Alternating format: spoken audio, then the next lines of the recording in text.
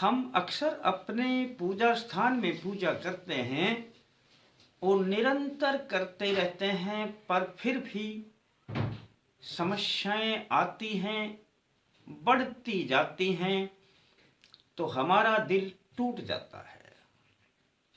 कई बार मेरे पास ऐसे फोन आया करते हैं, गुरुजी समस्याएं पीछा नहीं छोड़ती, घर में धन की बहुत कमी रहती है, इतनी पूजा करते हैं, पूजा का फल नहीं मिलता। दोस्तों, आज का वीडियो इसी विषय पर है और मैं एक छोटी सी बात से प्रारंभ करूंगा। यदि आपकी समझ में थोड़ा सा भी आ गया तो समझ लेना कि आज के बाद पूजा का मिलेगा पूरा फल, काम बनने लगेंगे, धन आने लगेगा और आप सब परेशानियों से निजात पाएंगे। एक संत एक गांव के पास में रुके हुए थे।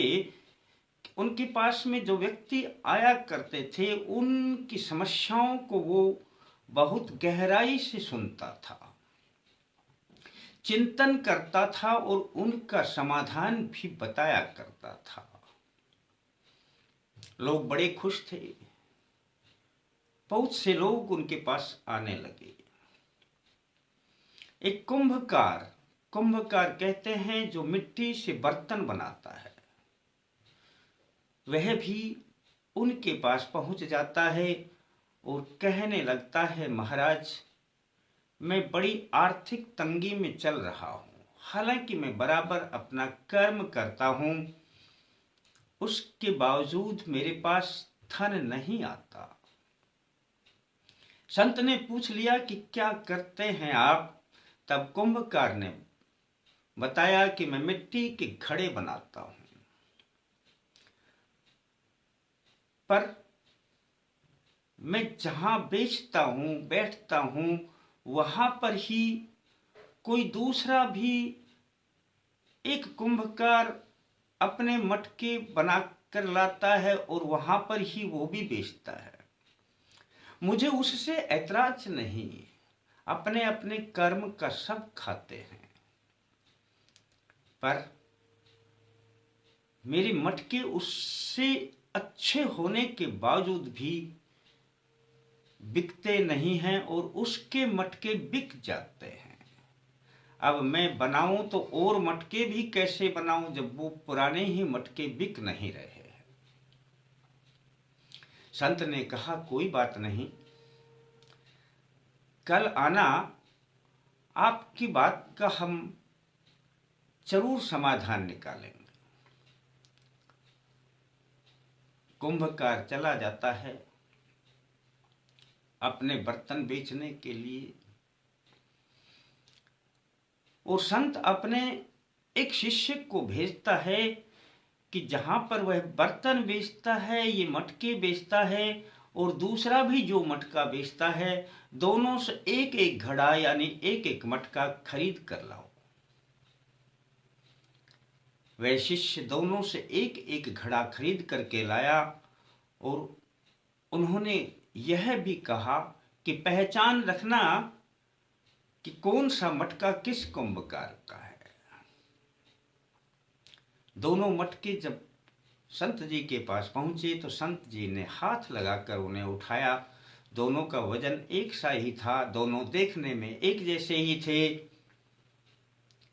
पर एक मटके को जब हाथ से उठाया तो उनके हाथ पर मिट्टी लग गई, यानी कि उस मटके पर जैसे गर्द लग जाता है, उस मटके की सफाई नहीं थी और दूसरा मटका बिल्कुल साफ था, जिस पर हाथ लगाने से कोई भी हाथ पर असर नहीं आता था, यानी वे मटके पर कोई धूल मिट्टी ही नहीं थी। कुंभकार जो आए थे उनके पास समाधान के लिए, उनके मटके पर धूल लगी थी। कोई बात नहीं, अगले दिन जब कुंभकार आता है तब संत ने उन्होंने कहा कि जब तुम मटके बेचने के लिए जाते हो तो तुम अपने घर से हर मटकों को अच्छी प्रकार से कपड़ों से साफ करके ले जाया करो, क्योंकि आप जहां बैठते हो वहां पर धूल उड़ती है और इन पर थोड़ा थोड़ा करके जमा हो जाती है। दूसरे वाला व्यक्ति अपने मटकों को बिल्कुल साफ करता है, अपने घड़ों को बिल्कुल साफ करके ले जाता है, और तुम अपने घड़ों को साफ नहीं करते। जो ग्राहक आता है वो आपके मटके को हाथ लगाते ही जब उसका हाथ मैला हो जाता है तो आपके मटके को वहीं छोड़कर चला जाता है और दूसरे वाले के पास से मटके खरीदता है जिसका मटका बिल्कुल साफ और स्वच्छ है। कुंभकार ने अपने मटकों की रोज सफाई करनी शुरू की और अच्छी प्रकार से साफ करके ले जाता। बराबर उसके मटके बिकने लगे।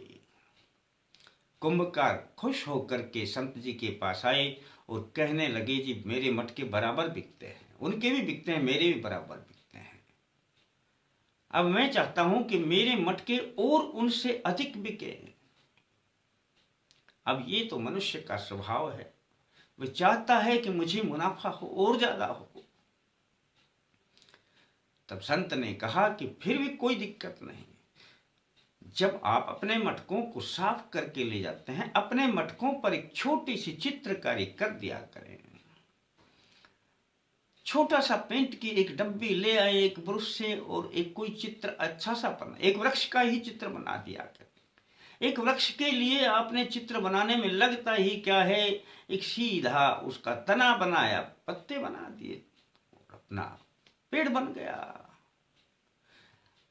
अपने हर मटके पर बना दिया करें। कुंभकार ने ऐसा ही किया। अब दूसरे वाले के मटके नहीं बिकते, उसके साफ सुथरे मटकों पर जो चित्रकारी देखते तो उसके मटकों को तुरंत खरीद ले जाते। कुंभकार बड़ा प्रसन्न हुआ, पैसा आने लगा, वह माला माल हो गया और उन्होंने संत का लाख लाख धन्यवाद दिया। दोस्तों ये कहानी मैं आपको क्यों बताया, बहुत बड़ा कारण हुआ करते हैं। हम अपने पूजा स्थान में नित्य पूजा करते हैं, घंटों पूजा करते हैं, लेकिन परिणाम सही नहीं आता। सबसे पहले तो हमारे मंदिर की वैसे तो नित्य कपड़े से हर मूर्ति की सफाई जरूरी है, लेकिन फिर भी यदि आप रोजाना इतना कार्य नहीं कर सकते तो सप्ताह में एक दिन बना लें। एक दिन आप हर अपनी फोटो को हर प्रकार से साफ करेंगे, उचित स्थान पर सजावट के आधार पर लगाएंगे। यूं ही फोटो को इधर उधर न लगाना, साफ करने के बाद सजावट के आधार पर उनको लगाएं।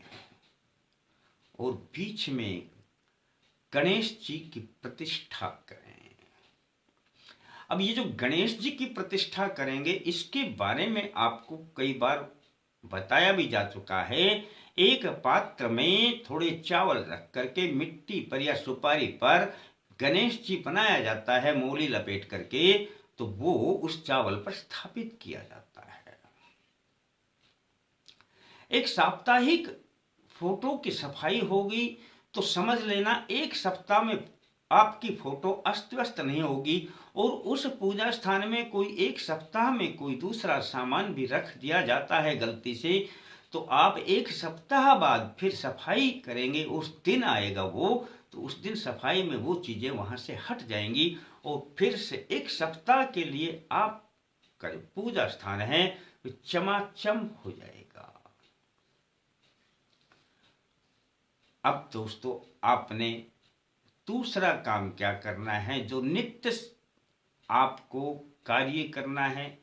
यदि यह साप्ताहिक एक बार सफाई और नित्य का ये जो कार्य मैं बताऊंगा यह आप कर लेते हैं तो समझ लेना दोस्तों, आपके देव, आपकी जो भी देवी शक्तियां हैं, जो भी आपके इष्ट हैं, जो भी आप पूजा करते हैं उसमें आपका मन भी लगेगा और आपको उसका रिजल्ट भी तुरंत आने लगेगा। और दूसरा कार्य है कि जिस पात्र में आप गणेश जी की स्थापना करते हैं, बस उसके चावल एक बार निकाल लिया करें, गणेश जी को एक तरफ रख दिया करें, उस पात्र को रोजाना साफ किया करें, चाहे कपड़े से ही साफ करके, और बस वहां पर रख करके उस पात्र को फिर से वही चावल डाल देना, वही गणेश जी पर कपड़ा अच्छी तरीके से साफ करके रख देना, और गणेश जी पर कैसा भी कुमकुम का या चंदन का, रोली का, जो भी आप तिलक लगाते हैं वह तिलक लगा देना। यानी यह कार्य आप रोजाना कर देना। गणेश भगवान की भी सफाई यदि आपने रोजाना कर दी, गणेश भगवान को रोजाना आपने तिलक लगा दिया, तो समझ लेना दोस्तों, गणेश जी के साथ में ही आते हैं सारे देवता। अब पूजा के माध्यम से मैंने कई बार बताया है कि आपने पूजा कहाँ से शुरू करनी है। ओम श्री स्थान देवताभ्यो नमः, यह मैंने कई बार बताया है। यानी इस स्थान में जो भी देव हैं उनको मैं प्रणाम करता हूँ। यहाँ से आपने फिर अपने गुरु जी को प्रणाम करें। सर्व गुरु, ओम श्री गुरुवेभ्यो नमः, ओम श्री गणेशाय नमः, ओम श्री कुल देवताभ्यो नमः, ओम श्री इष्ट देवताभ्यो नमः, ओम श्री पितृ देवताभ्यो नमः, ओम सर्वेभ्यो देवेभ्यो नमः। अब इनमें से जो याद रहे, वैसे मैंने ये कई बार डाले हुए हैं, लेकिन आज का जो वीडियो है ये मुख्य रूप से मेरी दो बातों पर निर्भर करता है, स्वच्छता और सुंदरता। दो चीजें यदि आप अपना लेंगे अपने जीवन में, पूजा स्थान में, स्वच्छता और सुंदरता, यानी स्वच्छ भी हो, इन पर कोई किसी प्रकार का गर्दा ना हो, और सुंदर हो यानी तरतीब से इस प्रकार से लगे हुई हो कि देखने में सुंदर लगे, और गणेश जी की सफाई नित्य हो। बस इतना सा काम करके आप किसी भी प्रकार की पूजा करते हैं, उसका तुरंत रिजल्ट आएगा दोस्तों। कई बार आप कहते हैं कि पूजा का पूरा फल प्राप्त नहीं होता। मैं व्यक्ति विशेष की ही बात नहीं करता, जैसे सुंदरता स्वच्छता पसंद ना हो, सबको पसंद है, तो ईश्वर को भी सुंदरता और स्वच्छता पसंद है दोस्तों। और वहां पर उनकी शक्तियां तोड़ी दौड़ी आती हैं, और आपके काम जो महीनों से रुके हुए हैं वो मिनटों में बनेंगे। करके तो देखें, विश्वास तो जमाएं, एक बार तो जमाएं। अच्छा लगता है किसी को बताएं, और अच्छा लगता है तो वीडियो को लाइक कर लें दोस्तों। किसी ने सब्सक्राइब नहीं किया हो तो सब्सक्राइब करके घंटी का बटन दबा दें। आल लिखा आए तो अपना आल को टच कर लें। कमेंट्स में जय माता दी लिखने में जाता क्या है, लिख के तो देखें, यहीं से आएगी ना कृपा। फिर मिलते हैं दोस्तों नए अंक के साथ, तब तक के लिए जय माता दी।